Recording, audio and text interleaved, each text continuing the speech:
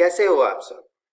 एक बार फिर से आप सबका स्वागत है मेरा दूरदर्शन मेरा विद्यालय में।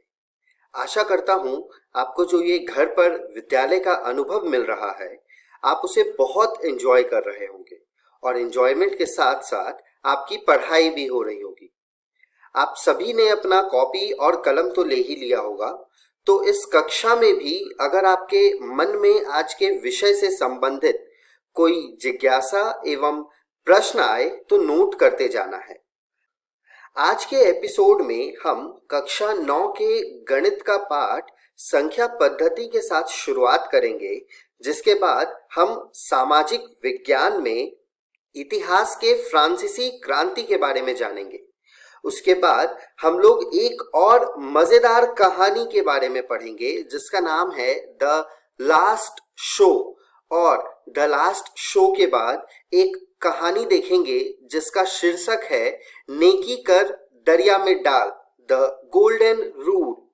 इस कहानी के बाद हम कक्षा 10 के पढ़ाई की शुरुआत करेंगे जिसमें हम विज्ञान का पाठ रासायनिक अभिक्रियाएं एवं समीकरण के बारे में कुछ पढ़ेंगे और अंतिम में कक्षा 10 के सामाजिक विज्ञान में बिहार के कृषि के बारे में पढ़ेंगे। तो चलिए शुरू करते हैं आज के एपिसोड को।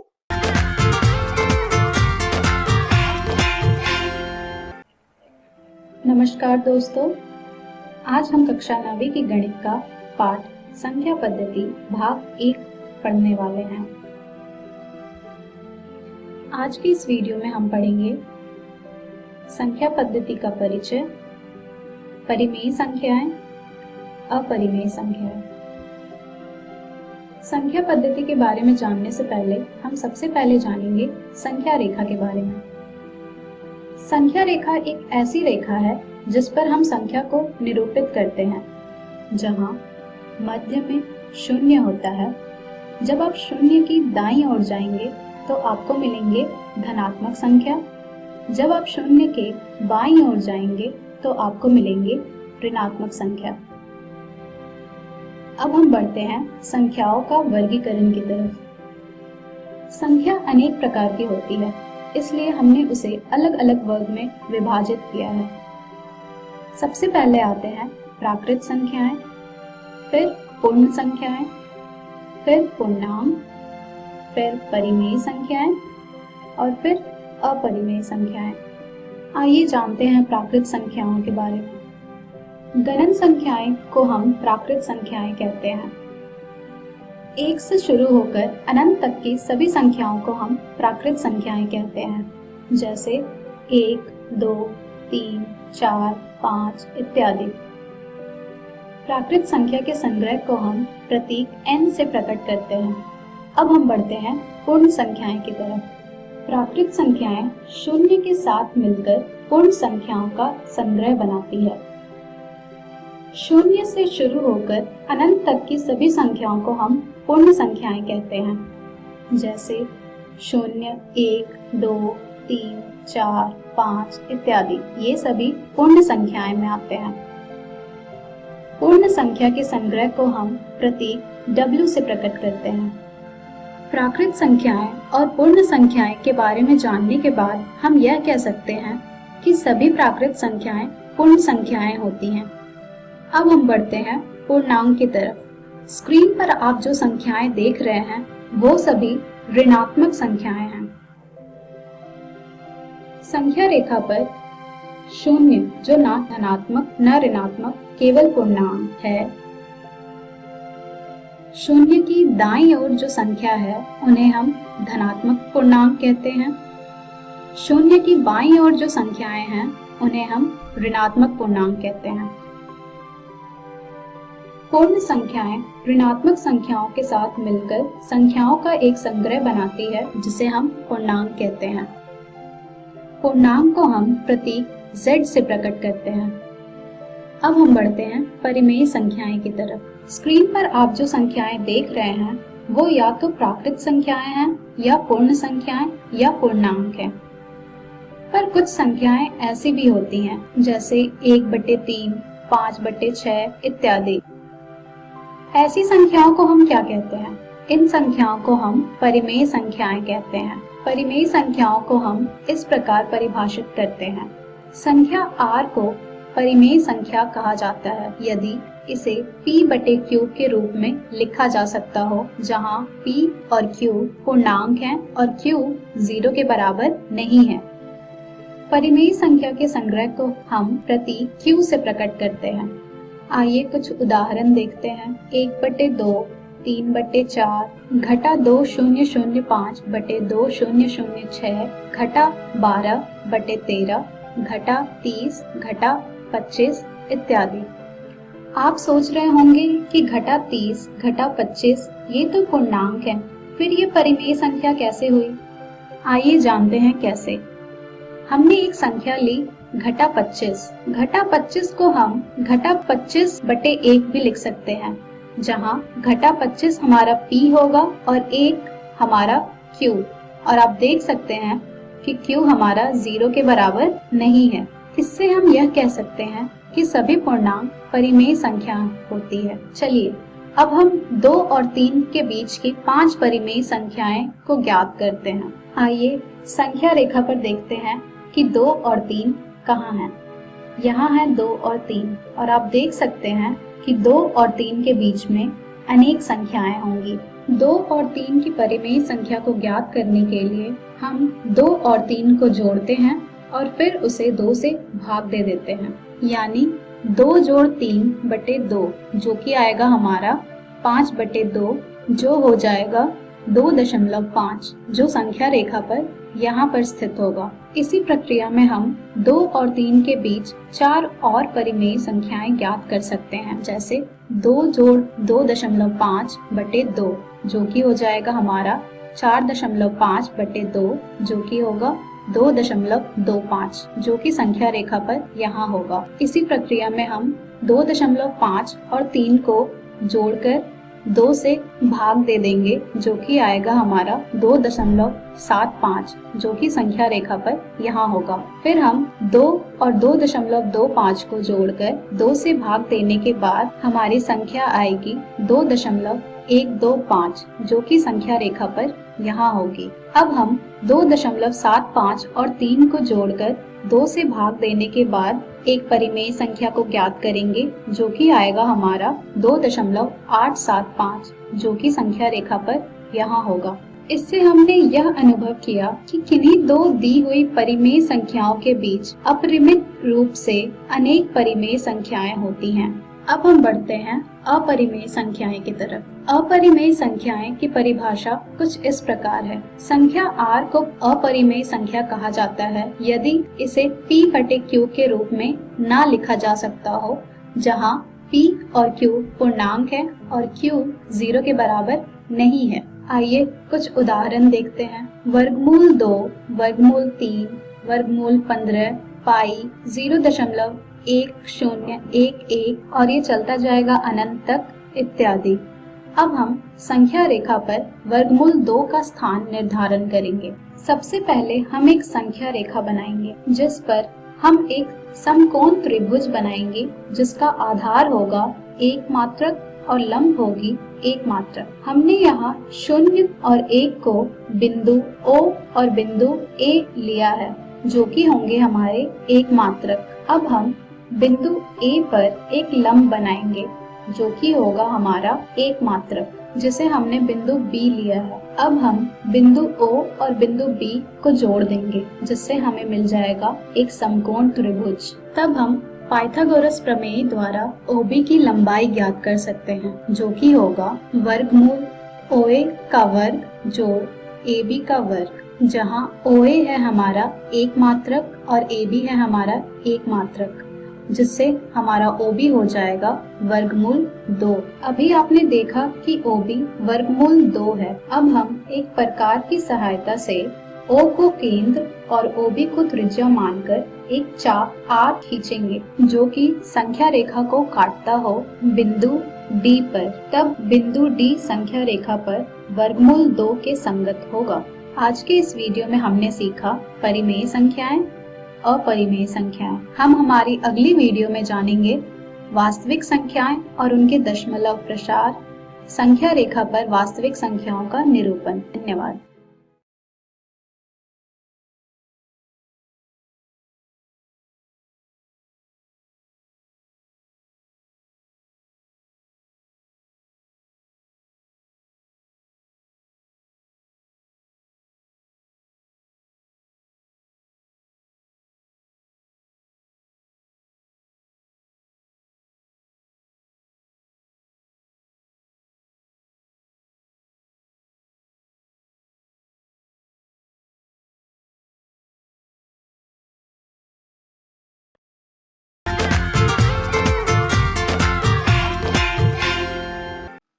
नमस्ते दोस्तों, आप सभी को पता है कि हम हर साल 15 अगस्त को स्वतंत्रता दिवस के रूप में मनाते हैं, क्योंकि उस दिन हमारे भारत को स्वतंत्रता मिली थी।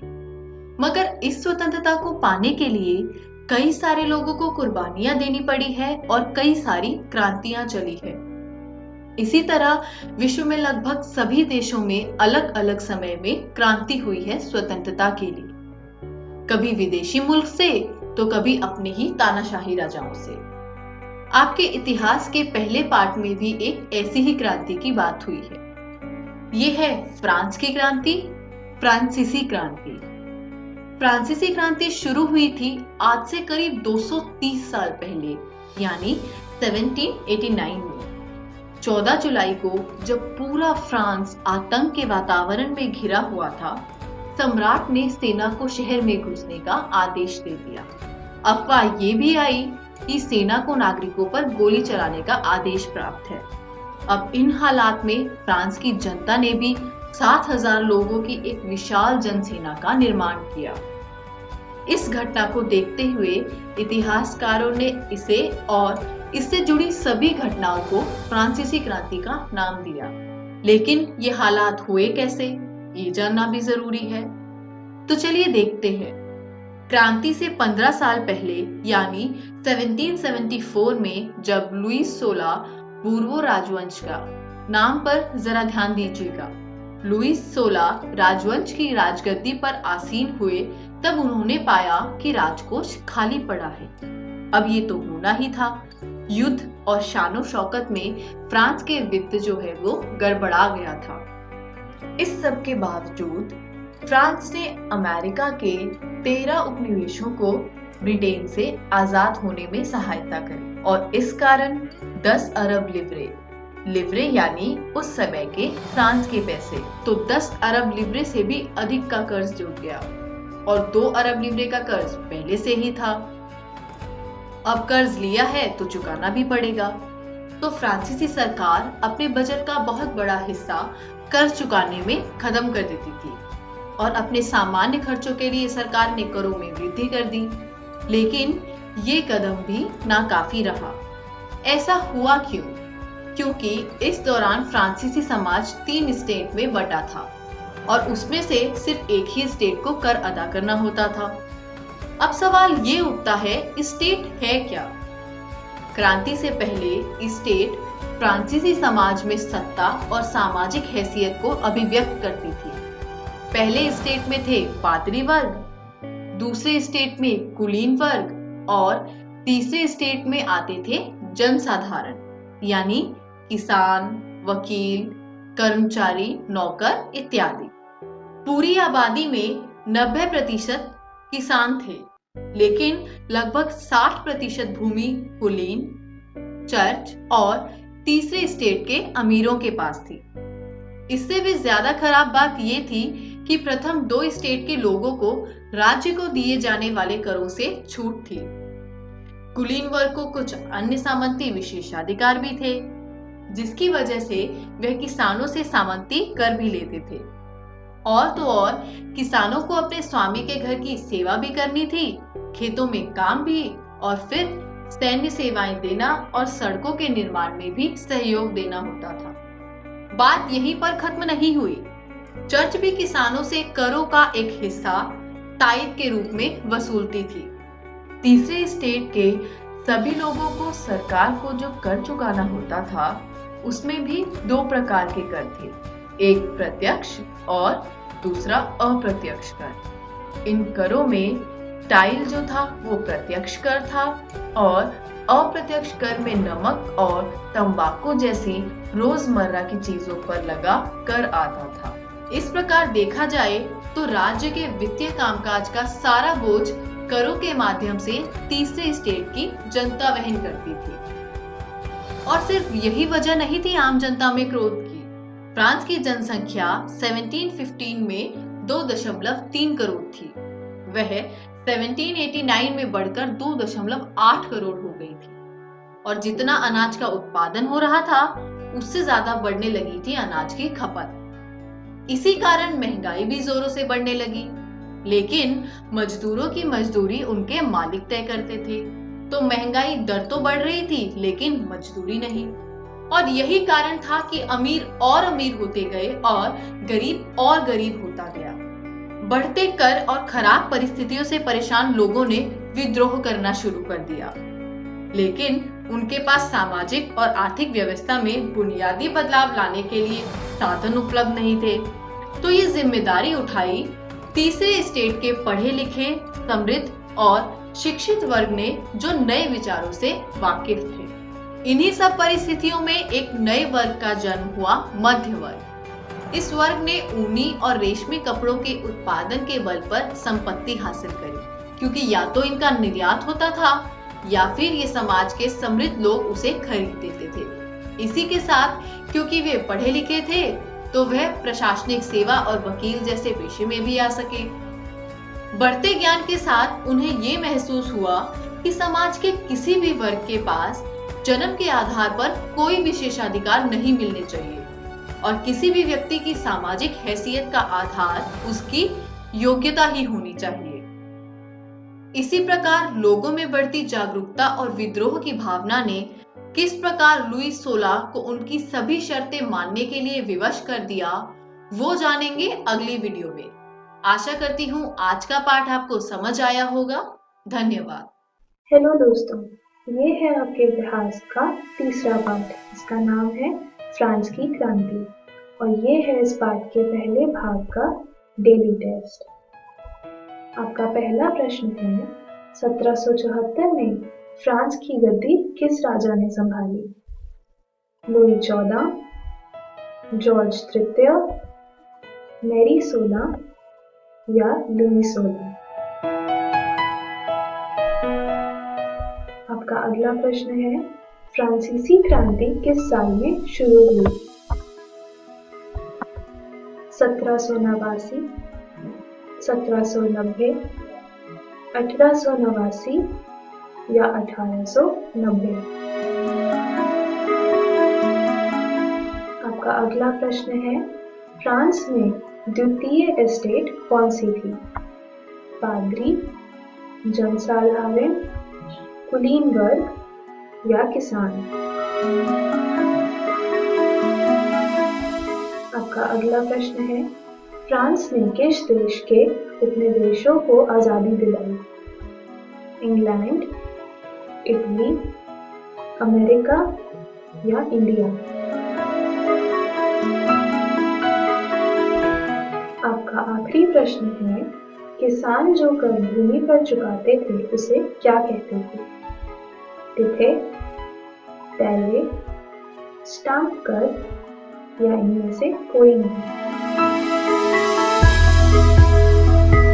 चलिए दोस्तों, इन प्रश्नों के सही उत्तर देखते हैं।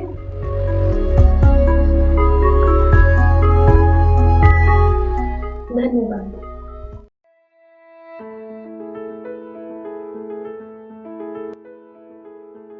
कोरोना, डरे नहीं, एहतियात बरतें। ग्रामीण भाइयों और बहनों, टीवी, मोबाइल, समाचार पत्रों के माध्यम से आप इस महामारी कोरोना के बारे में जान गए होंगे। ये आप जानते हैं कि सावधानी इलाज से बेहतर है। आप भी उत्सुक होंगे ये जानने के लिए कि अभी की स्थिति में अपने गांव में कोरोना नामक इस महामारी को फैलने से रोकने के लिए क्या करें। तो आप ये कार्य अवश्य करें। भीड़ भाड़ से बचें। अधिकतर समय अपने घर में अपने परिवार के सदस्यों के साथ बिताएं। अगर निहायत ही जरूरी हो तो कम से कम सदस्य घर से बाहर निकले। बाहर से लौटे तो हाथ साबुन से अच्छी तरह धोए। बहुत लोगों के साथ बैठने की आदत है तो उसे कुछ दिनों के लिए स्थगित कर दे।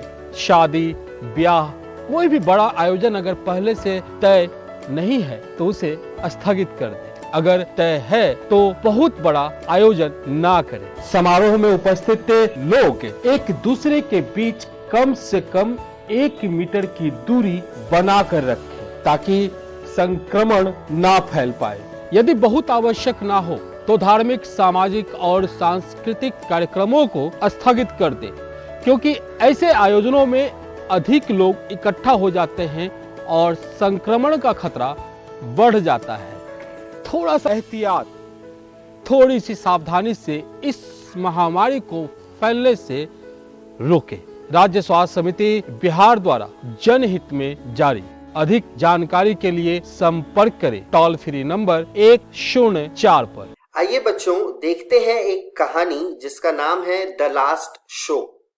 सबसे अच्छी कहानी वो होती है जिसमें किसी दूसरे को एक और चांस मिलता है।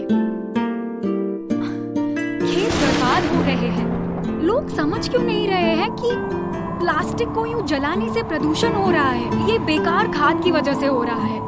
ये ऑर्गेनिक फार्मिंग ना करने का नतीजा है। मौसम से भला कौन जीत पाया है? मैं भी पत्रकार हूँ, ऐसे हार नहीं मानूंगी।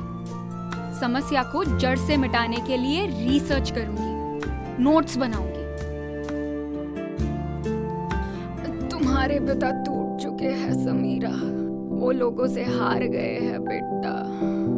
मैं उन्हें हारने नहीं दूंगी। ये हम सब की लड़ाई है। लेकिन गांव वालों को ऑर्गेनिक फार्मिंग के लिए मनाएगा कौन? भोली बुआ। क्यों नहीं, उनकी हेल्प लेने में क्या बुराई है? एक्टिंग की दुनिया ने मुझे बर्बाद कर दिया था। मैं दोबारा उस दुनिया में नहीं लौट सकती हूँ। बुआ, आपको अपने भाई के लिए एक बार फिर से एक्टिंग की दुनिया में लौटना होगा। अगर प्रॉब्लम इतनी गंभीर है तो मैं अपने भाई के लिए किसी भी हद तक जा सकती हूँ, लेकिन ये मेरा लास्ट शो होगा।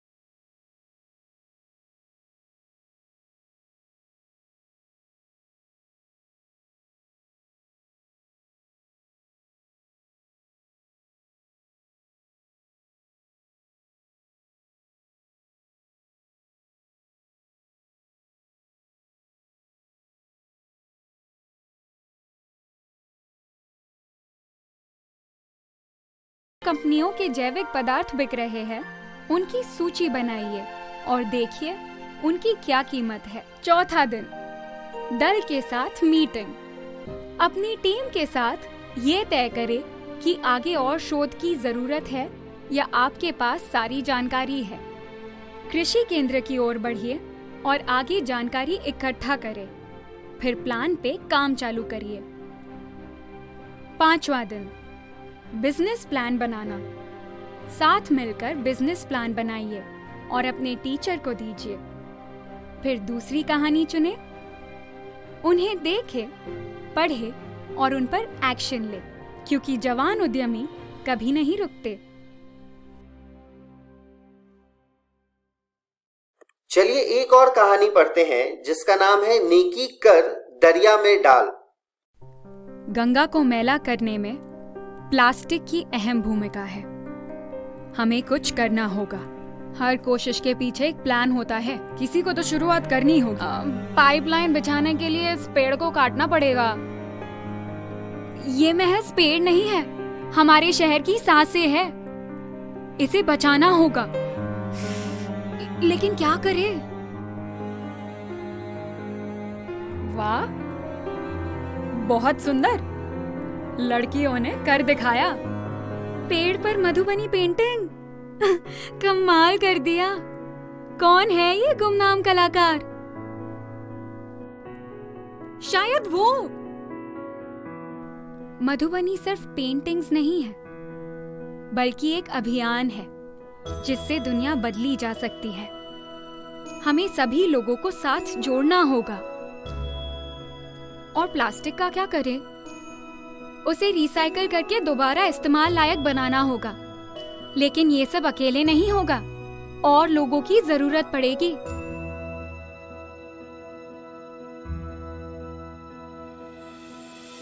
बनना चाहते हो बदलाव की सबसे बड़ी कंपनी जो महिलाओं को इंडिपेंडेंट बनाएगी?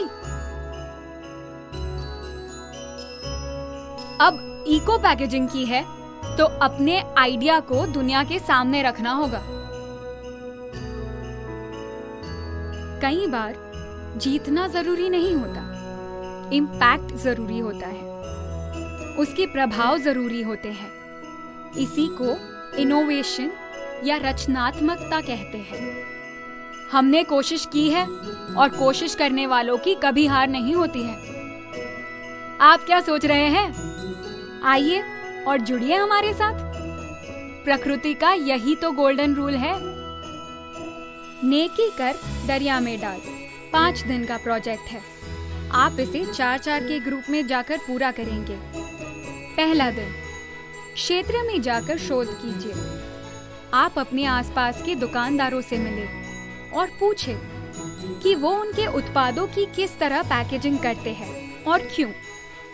ये भी पूछे कि ज्यादातर उत्पाद प्लास्टिक में लिपटे हुए ही क्यों आते हैं। यदि पैकेजिंग प्लास्टिक की है तो वे उसे नष्ट कैसे करते हैं।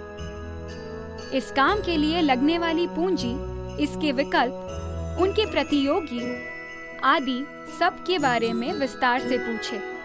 हर छोटी और बड़ी जानकारी का वीडियो बनाइए और तस्वीरें लें। दूसरा दिन, क्षेत्र में जाकर शोध करने का दूसरा चरण, पड़ोसी परिवारों के पास जाएं, उनसे पूछे कि वो महीने में कितनी चीजें खरीदते हैं, उनमें से कितनी चीजें प्लास्टिक की पैकेजिंग में आती है, और यदि उन्हें ये चीजें पर्यावरण संरक्षक टिकाऊ चीजों की बनी हुई जैसे जूट की पैकेजिंग में मिले तो क्या वो इसके लिए अधिक कीमत देंगे। तीसरा दिन, बाजार में जाकर शोध। उन दुकानों में जाइए जहां पर्यावरण संरक्षक पैकेजिंग में उत्पाद बिकते हो। ये कौन से उत्पाद है और उनकी कीमत क्या है, इसकी एक सूची बनाइए। अब उन दुकानों में जाइए जहां प्लास्टिक के पैकेजिंग में उत्पाद बिकते हैं। उन उत्पादों की सूची बनाइए और कीमत भी लिखें। अब पर्यावरण संरक्षक टिकाऊ पैकेजिंग बनाने वाली अपने क्षेत्र की कंपनियों से मिलिए और उनसे इसकी पूरी प्रक्रिया जानिए। चौथा दिन, अपने दल के साथ बैठक कीजिए। अब एक साथ मिलकर पता लगाइए कि कचरे का आखिर होता क्या है। इसे कबाड़ वाले उठाते हैं? क्या इसके लिए कोई कंपनियां हैं? ये रिसाइकल होता है या नहीं? क्या इस कचरे को जलाया जा रहा है? हर जानकारी के नोट्स और तस्वीरें लें। इस आधार पर अपनी पैकेजिंग का प्रोटोटाइप बनाएं और इसका लोगो पर परीक्षण भी करें। 5वां दिन, अब जब आपके पास सारी जानकारी आ चुकी है तो एक दल के तौर पर अपनी व्यवसाय योजना बनाकर उसे अपनी शिक्षिका को मूल्यांकन के लिए दें। इसके बाद आप एक और गेट अ प्लान कहानी देखें, फिर उसकी शोध योजना पर कार्यवाही भी करें, क्योंकि दुनिया प्लास्टिक की पैकेजिंग के बेहतरीन विकल्प का बेसब्री से इंतजार कर रही है।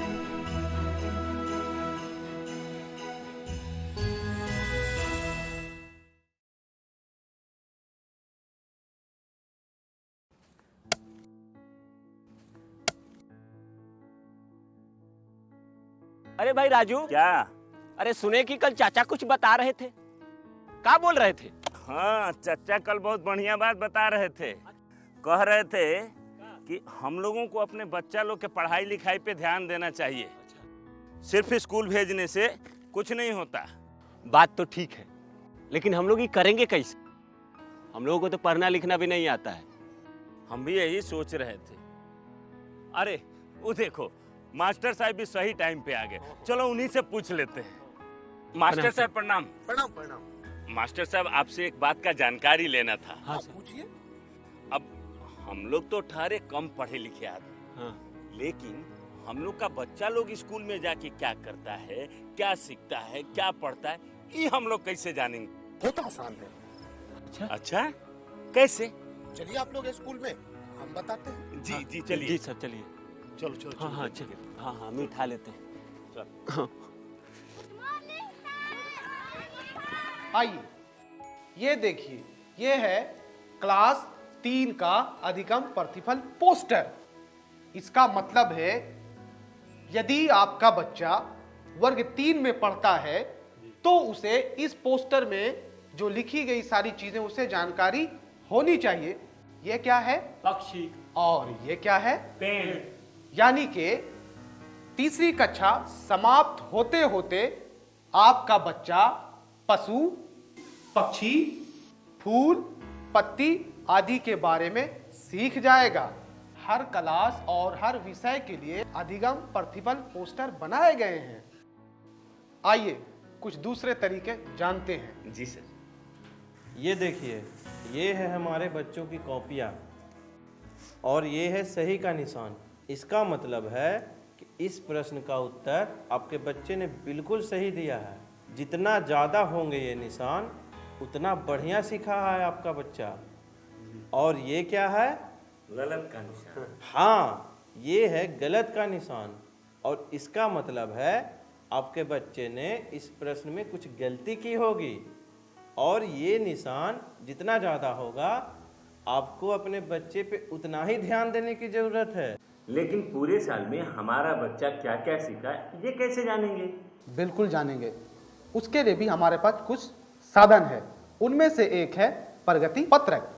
इसके माध्यम से आप घर बैठे जान सकेंगे कि आपका बच्चा पूरे साल में क्या कुछ सीखा। देखिए, ये है 3 स्टार। इसका मतलब होता है सीख चुका है, आपका बच्चा सीख चुका है। और 2 स्टार का मतलब है बच्चा सीख रहा है। और 1 स्टार का मतलब अभी सीखने की आवश्यकता है। जी हाँ। ये तो बहुत आसान है। अब तो हम जैसे बिना पढ़े लिखे लोग भी अपने बच्चों की कॉपी आसानी से जांच कर पाएंगे। बिल्कुल जांच पाएंगे मनोज। हाँ। मास्टर साहब, आपने तो बिल्कुल सही बात बताई थी। तो ठीक है, चलते हैं। आज जो आपने हमको बताया है वो हम सबको बताएंगे। आप क्या करेंगे? आइए हम मिलकर अपने बच्चों के भविष्य को एक नई उड़ान दें। आज हम पूछेंगे तो कल ये सीखेंगे।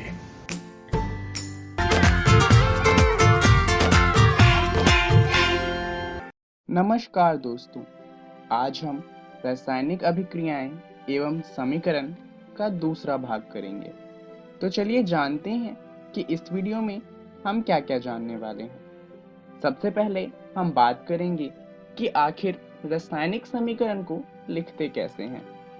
उसके बाद हम बात करेंगे कि इन्हें संतुलित किस तरीके से किया जाएगा और इन्हें संतुलित करने का महत्व क्या है। तो चलिए शुरू करते हैं ये जानते हुए कि आखिर रासायनिक समीकरण को लिखा किस तरीके से जाता है। किसी रासायनिक अभिक्रिया के प्रतीकात्मक निरूपण को रासायनिक समीकरण कहते हैं। इसके लिए जैसा कि हम जानते हैं कि हर तत्व का अपना एक प्रतीक होता है। जैसे कि ऑक्सीजन के लिए हम O का इस्तेमाल करते हैं, सोडियम के लिए हम Na का इस्तेमाल करते हैं और लिथियम के लिए हम Li का इस्तेमाल करते हैं। तो रासायनिक समीकरण लिखते समय हम इन्हीं प्रतीकों का इस्तेमाल करते हैं ताकि रासायनिक समीकरण को संक्षेप बनाया जा सके। इससे पहले कि रासायनिक समीकरण लिखने का हम कोई उदाहरण देखें, कुछ नियम हैं, उनके बारे में जान लेते हैं। हम जितने भी अभिकारक होते हैं उन्हें बाईं तरफ लिखते हैं और जितने भी उत्पाद होते हैं उन्हें दाईं तरफ लिखते हैं। अगर अभिकारक या उत्पाद एक से ज्यादा है तो उनके बीच में अंतर स्पष्ट करने के लिए हम उनके बीच में एक प्लस का चिन्ह लगाते हैं। अब हम एक तीर का सिरा लगाते हैं जो हमें ये बताता है कि उत्पाद की दिशा क्या है और अभिक्रिया किस दिशा में हो रही है। जैसे कि आप देख सकते हैं, अभिकारक प्लस अभिकारक हमें बता रहा है कि ये दोनों मिलके एक उत्पाद बना रहे हैं। यहाँ पर दो उत्पाद हैं, इसलिए बीच में एक प्लस का चिन्ह लगाया गया है।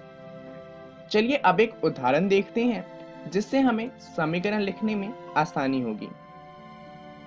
बात करते हैं ऑक्सीजन तथा हाइड्रोजन से जल के निर्माण की। यहाँ पर हाइड्रोजन के लिए हम H2 का इस्तेमाल करेंगे। हाइड्रोजन का प्रतीक होता है H, और क्योंकि हाइड्रोजन गैस में हाइड्रोजन के दो अणु होते हैं इसलिए नीचे 2 लगाया गया है। इसके साथ ऑक्सीजन जब अभिक्रिया करता है, ऑक्सीजन गैस में भी ऑक्सीजन के 2 अणु होते हैं, तो हमें एक उत्पाद मिलता है जिसे हम जल कहते हैं। जल का रासायनिक सूत्र होता है H2O। यहाँ पर H2 और O2 जो हैं ये दोनों अभिकारक हैं। दोनों के बीच में अंतर स्पष्ट करने के लिए हमने एक प्लस का चिन्ह लगाया है। फिर जो तीर का सिरा है वो हमें उत्पाद की दिशा बता रहा है, जहाँ पर H2O जो है वो हमारा उत्पाद है। अब आप समझ गए होंगे कि रासायनिक समीकरण को किस तरीके से लिखा जाता है। अब हम संतुलन की बात करेंगे। जरा उसी समीकरण को दोबारा देखते हैं। यहाँ पर अगर आप तीर के निशान की दोनों ओर के जो तत्वों के परमाणु की संख्या है उन्हें गिनेंगे और तुलना करेंगे तो आप पाएंगे कि वो बराबर नहीं है। चलिए गिन के देखते हैं। यहाँ पर एक सारणी दी गई है जहाँ पर दाईं तरफ और बाईं तरफ अणुओं की संख्या दी गई है। यहाँ पर आप देखेंगे कि बाईं तरफ हाइड्रोजन के 2 अणु हैं और ऑक्सीजन के 2 अणु हैं, पर दाईं तरफ की बात करें तो हाइड्रोजन के तो 2 अणु हैं पर ऑक्सीजन का सिर्फ 1 अणु है। तो हम देख सकते हैं कि ये जो समीकरण है वो संतुलित नहीं है। ऐसे समीकरण जो संतुलित नहीं होते उन्हें कहा जाता है कंकाली समीकरण। तो अब सवाल ये आता है कि संतुलित नहीं है तो दिक्कत क्या है? आखिर हमें रासायनिक समीकरण को संतुलित करने की जरूरत क्यों पड़ती है? इसका जो उत्तर है वो है द्रव्यमान संरक्षण का नियम। ये कैसे? द्रव्यमान संरक्षण के नियम के अनुसार किसी भी रासायनिक अभिक्रिया में द्रव्यमान का न तो निर्माण हो सकता है और न ही विनाश। अब अगर इस समीकरण को दोबारा देखें तो आप देख सकते हैं कि जो अभिकारक हैं उनमें एक ऑक्सीजन का अणु ज्यादा है और जो उत्पाद है उसमें ऑक्सीजन का एक अणु कम है। तो यहाँ पर अगर ये समीकरण सही होता तो इसके अनुसार ऑक्सीजन के एक अणु का विनाश हो गया है, परंतु द्रव्यमान का संरक्षण का नियम कहता है कि अणु का विनाश नहीं हो सकता।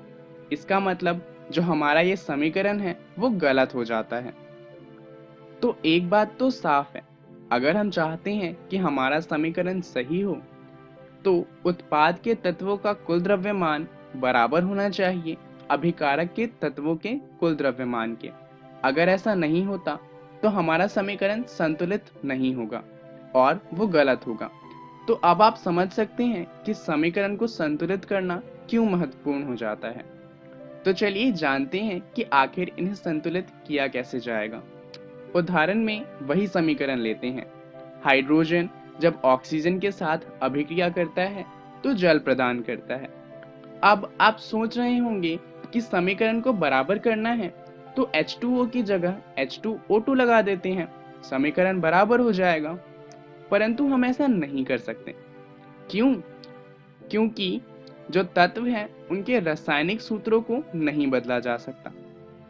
तो आखिर अब बराबर किया कैसे जाएगा? हम तत्वों के रासायनिक सूत्रों को संख्याओं से गुणा करके इन्हें बराबर करने का प्रयास करेंगे। चलिए देखते हैं कि ये किस तरीके से होगा। सबसे पहले हम दाईं और बाईं ओर के तत्वों की गणना करेंगे। यहाँ पर अगर आप ध्यान दें तो बाईं तरफ हाइड्रोजन के 2 अणु हैं और ऑक्सीजन के 2 अणु हैं, वहीं दाईं तरफ हाइड्रोजन के 2 अणु हैं और ऑक्सीजन का 1 अणु है। तो अगर दाईं तरफ के समीकरण को हम 2 से गुना कर दें तो ऑक्सीजन के अणु बराबर हो जाएंगे। तो हम ऐसा ही करेंगे, हम जो दाईं तरफ समीकरण लिखा है उसे 2 से गुना करेंगे। अब इससे क्या होगा, यहाँ पर आप ध्यान दें तो ऑक्सीजन के अणु तो बराबर हो गए, परंतु हमने 2 से गुना किया है तो वो पूरी समीकरण से गुना होगा, तो O का 2 हो जाएगा, परंतु जो हाइड्रोजन पहले से 2 है अब वो 4 हो जाएंगे। तो अब ऑक्सीजन तो बराबर हो चुका है परंतु हाइड्रोजन बराबर नहीं है। तो यहाँ पर अगर हम देखें तो बाईं तरफ हाइड्रोजन के 2 अणु हैं और दाईं तरफ 4। तो बाईं तरफ के समीकरण में हाइड्रोजन को 2 से गुना करने पे समीकरण बराबर होता हुआ दिखता है। तो हम ऐसा ही करेंगे, हम बाईं तरफ में जो हाइड्रोजन है उसको 2 से गुना करेंगे। इससे क्या होगा कि बाईं तरफ हाइड्रोजन के 4 अणु हो जाएंगे। अब आप देखें तो समीकरण बराबर हो चुका है, क्योंकि समीकरण की तीर के निशान के दोनों तरफ तत्वों के परमाणुओं की संख्या बराबर है और जो हमारा संतुलित समीकरण है वो कुछ इस प्रकार का दिखाई देगा, 2H2 + O2, जिससे हमें मिलता है 2H2O। चलिए एक बार देख लेते हैं कि इस वीडियो में हमने क्या क्या सीखा। सबसे पहले हमने रासायनिक समीकरण लिखना सीखा और फिर हमने जाना कि रासायनिक समीकरण को संतुलित किस तरीके से किया जाता है और इसका महत्व क्या है। चलिए अब जान लेते हैं कि अगली वीडियो में हम क्या जानेंगे। अगली वीडियो में हम बात करेंगे संतुलन की, कि रासायनिक समीकरण को संतुलित किस तरीके से किया जाता है और रासायनिक अभिक्रियाओं के प्रकार की बात करेंगे। धन्यवाद।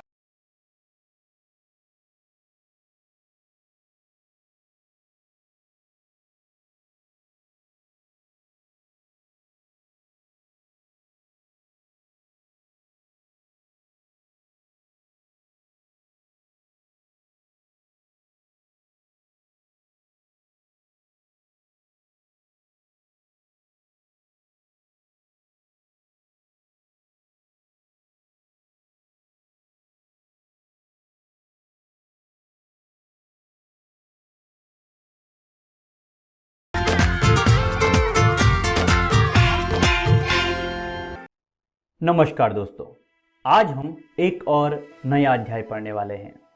अध्याय का नाम है कृषि। आज हम इस अध्याय का पहला भाग पढ़ेंगे। इस अध्याय को पढ़ने से पहले देख लेते हैं आज हम क्या क्या पढ़ने वाले हैं। आज के इस अध्याय में हम भारतीय कृषि के बारे में जानते हुए भारत में कृषि का महत्व, भारत में कृषि भूमि उपयोग, शुष्क भूमि कृषि की विशेषताएं और गरीबों के उत्थान की योजनाएं इत्यादि बिंदुओं पर चर्चा करेंगे। तो चलिए शुरू करते हैं। दोस्तों, भारत कृषि की दृष्टि से एक संपन्न राष्ट्र है। यहाँ विभिन्न प्रकार की उपजाऊ मिट्टी पाई जाती है। वर्ष भर पर्याप्त तापमान के कारण फसलों के लिए लंबा वर्धन काल मिल जाता है। इसके अलावा हिमालयों से निकलने वाली सतवाहिनी नदियों में ग्लेशियरों के पिघलने की वजह से वर्ष भर जल रहता है, अर्थात इन नदियों को सदा नीरा नदियां भी कहा जाता है। साथ ही मानसूनी वर्षा भी भूमिगत जल और सतही जल का पुनः भरण करती है। भारत की कृषि संपदा को यह प्रकृति का अनूठा उपहार है। दोस्तों, मानसून के स्वभाव के कारण कृषि निर्धारण में वर्षा का बहुत महत्व है। अधिकांश भागों में 3 से 4 महीने तक ही बारिश होती है और वह भी असमान और अनियमित। इस कारण अधिकांश क्षेत्रों में एक ही फसल उगाई जाती है। मात्र 15% क्षेत्रों में ही साल में 2 से अधिक फसल उगाई जाती है और ये ऐसे क्षेत्र होते हैं जहां पर सिंचाई की सुविधा होती है। इस प्रकार भारत के अधिकांश क्षेत्रों में शुष्क खेती का प्रचलन है। दोस्तों, वर्षा की सहायता से विकसित कृषि प्रणाली को शुष्क कृषि कहते हैं। आइए भारत में कृषि के महत्व को समझते हैं। कृषि भारत के आर्थिक जीवन का प्राण है। भारत में लगभग 2/3 लोगों की जीविका कृषि पर ही आधारित है। यहाँ की विशाल जनसंख्या के लिए भोजन कृषि से ही प्राप्त होता है। कच्चे माल के लिए भी कृषि उत्पादों की जरूरत होती है, जैसे कपास, गन्ना, जूट इत्यादि। इसके अलावा कृषि का आंतरिक तथा अंतर्राष्ट्रीय व्यापार में बहुत बड़ी भूमिका है। राष्ट्रीय आय में कृषि का महत्वपूर्ण योगदान है। देश की 24% आय कृषि से ही प्राप्त होती है। चलिए दोस्तों, अब बात करते हैं भारत में कृषि भूमि उपयोग की। दोस्तों, कृषि पर आश्रित लोगों के लिए भूमि अत्यंत ही महत्वपूर्ण साधन है, क्योंकि यह कृषि पूरी तरह भूमि पर ही निर्भर है। इसलिए गांव में भूमिहीन और गरीबों के बीच सहसंबंध देखने को मिलता है, अर्थात जो भूमिहीन हैं वही अधिकांश गरीब हैं। दोस्तों, फसलों के उत्पादन में भूमि की गुणवत्ता का भी व्यापक महत्व है, जबकि अन्य आर्थिक क्रियाकलाप जैसे उद्योग, परिवहन और आवास, इनके लिए भूमि की गुणवत्ता ज़्यादा महत्व नहीं रखती। ये बंजर और ऊसर भूमि पर भी लगाए जा सकते हैं। दोस्तों, स्थायी संपत्ति होने के कारण भूमि का सामाजिक महत्व भी है। इससे सामाजिक प्रतिष्ठा भी बढ़ती है। कर्ज के लिए इसे गिरवी भी रखा जा सकता है। इसके अलावा भूमिहीन इन सब लाभों से वंचित रह जाते हैं। दोस्तों, कृषि योग्य भूमि में 4 तरह की भूमि सम्मिलित की जाती है। पहला है शुद्ध बोया गया क्षेत्र, चालू परती भूमि, अन्य परती और कृषि योग्य व्यर्थ भूमि। जनसंख्या के बढ़ने से कृषि योग्य भूमि पर काफ़ी दबाव बढ़ गया है और इसका गैर कृषि कार्यों में लगा उपयोग बढ़ता जा रहा है। ऐसी परिस्थिति में कृषि में उत्पादन 2 ही रूपों में बढ़ाया जा सकता है। पहला है प्रति हेक्टेयर उपज में वृद्धि और दूसरा है शस्य गहनता कृषि। शस्य गहनता कृषि का मतलब है जब हम एक वर्ष में एक ही भूमि पर एक से अधिक फसलों को उगाकर कुल उत्पादन में वृद्धि करते हैं तो उसे शस्य गहनता कहते हैं। दोस्तों, हमें यह भी जान लेना चाहिए कि 75 सेंटीमीटर से कम वर्षा वाले क्षेत्रों में होने वाली कृषि को शुष्क भूमि कृषि कहते हैं तथा 75 सेंटीमीटर से अधिक वर्षा वाले क्षेत्रों में होने वाली कृषि को आर्द्र भूमि कृषि कहते हैं। तो चलिए शुष्क भूमि कृषि की विशेषताओं को समझते हैं। दोस्तों, शुष्कता के कारण यहाँ की मिट्टी में ह्यूमस की मात्रा बहुत कम होती है। मिट्टी की ऊपरी परत का वायु द्वारा कटाव होता रहता है। इस प्रकार की भूमि पर अधिकांशतः गरीब किसान खेती करते हैं। यहाँ पर वर्षा जल को संरक्षित किया जाता है ताकि शुष्क समय में उसका उपयोग किया जा सके। जैसा कि हम जानते हैं, गरीब किसान और शुष्क भूमि कृषि दोनों ही एक दूसरे से जुड़े हुए हैं। इसलिए गरीब किसानों के उत्थान के लिए सरकार ने कई योजनाएं बनाई हैं। सरकार ने ग्रामीण किसानों के लिए समन्वित ग्रामीण विकास कार्यक्रम, सूखा प्रवण क्षेत्र विकास कार्यक्रम, रोजगार के बदले अनाज कार्यक्रम तथा नरेगा आदि कार्यक्रमों को चलाया है। कृषि की नई तकनीकों और उत्तम किस्म के बीजों की व्यवस्था की जा रही है। पशुपालन और मुर्गी पालन को भी कृषि सहायक कार्यों के रूप में विकसित किया जा रहा है। कुटीर एवं लघु उद्योगों को भी विकसित किया जा रहा है। चलिए दोस्तों, देखते हैं आज की इस वीडियो में हमने क्या क्या सीखा। आज हमने भारत में कृषि का महत्व, भारत में कृषि भूमि उपयोग, शुष्क भूमि कृषि की विशेषताएं और गरीबों के उत्थान की योजनाएं इत्यादि बिंदुओं पर चर्चा की। अगली वीडियो में हम इसी अध्याय का अगला भाग पढ़ेंगे। अगली वीडियो में हम कृषि के प्रकार, फसल प्रारूप और भारत की मुख्य फसलों के बारे में चर्चा करने वाले हैं। तो बच्चों, आशा करते हैं आपको यह वीडियो बहुत पसंद आई होगी। मिलते हैं अगली वीडियो में। धन्यवाद।